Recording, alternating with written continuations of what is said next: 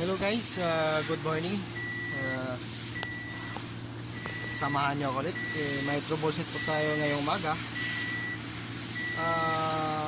Toyota Hiace po, 2015 model.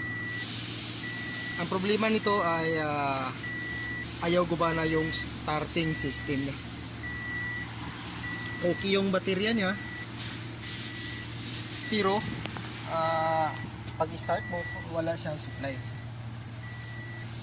Tinisting natin yung linya niya dito, wala pa rin lumalabas. Kaya ang ginawa ko, hinanap ko lahat ng fuse. Okay lahat po ang fuse, buo yung dito sa makina niya banda, yung fuse box, okay siya. Yung mga fuse links niya, okay, hindi putol. At saka meron pa dito, okay din mga fuse niya.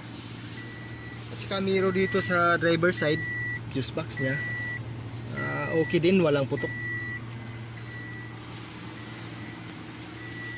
At saka doon naman sa passenger side niya, meron din fuse box doon. Kaya ang gawin po natin, kung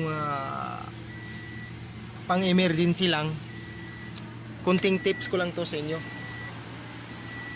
para mapaandar nyo lang yung sasakyan. Ito pong gagawin nyo. So ang gagawin nyo, hanapin nyo yung starter relay. Ito po yung starter relay nya, kasi dito yung sa diagram nya, makikita yung sa diagram, di ba? Ayan, ST. So ito po siya. Ito ang ititesting nyo. Bunutin nyo yan. Tsaka itesting yung apat na linya. So ang gagawin nyo, bunutin itong relay, itesting yung apat na linya kung may ground siya at saka supply.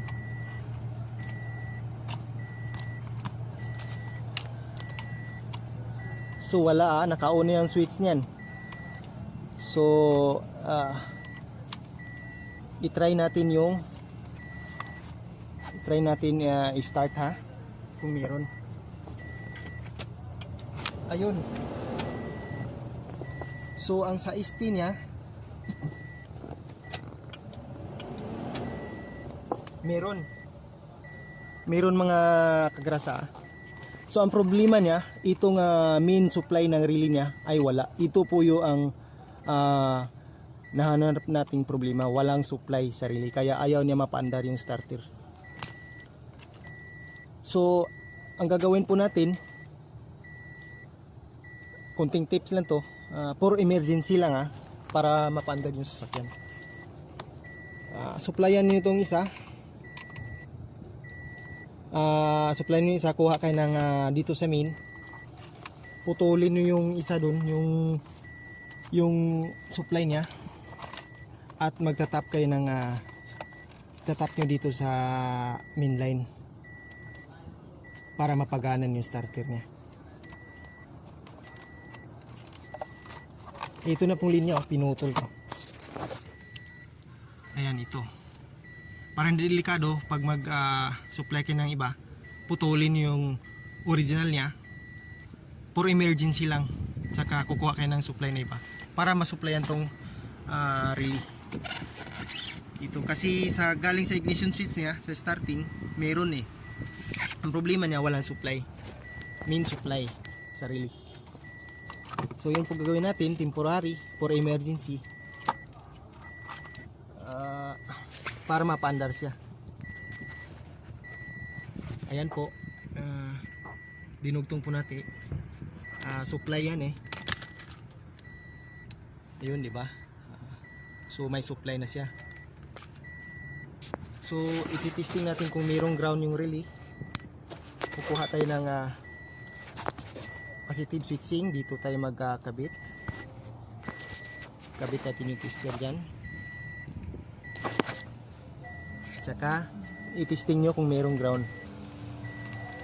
Also merong ground.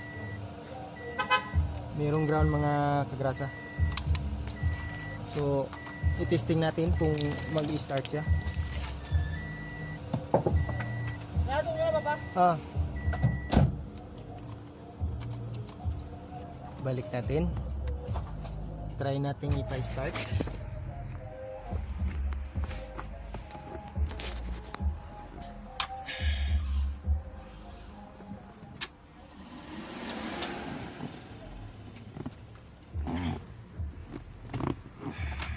Kabit pa natin baterya. Ibalik pala natin yung supply ng wire ng ST. I-try natin kung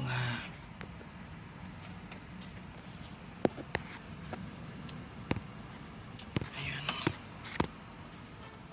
So i-try po natin, subukan po natin kung gagana siya. So okay. Ayun. Diba rinig yung mga kagrasa? Ayan, maandar siya. Ganun lang ka simple, no? Kunting tips lang yan for emergency. So, mapagana natin, mapaandar natin siya. Kaso ibalik pa natin yung mga fuse link niya, fuse box. Ganun lang kasimple pag mapaandar nyo. Lalo na sa malayo kayo. Ganyan lang gawin nyo. Baka may matutunan kayo sa akin. Subaybayan yung mga video ko. Follow my channel. At marami po kayong matutunan sa akin about po sa electrical. Okay? Thank you. Bye bye.